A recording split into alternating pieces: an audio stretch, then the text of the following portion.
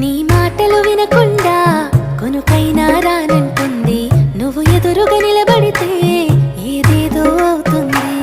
ఓ పలుకుల చిలకమ్మ, నిన్ను కోరిన ఈ జన్మ మాట్లాడే సిరి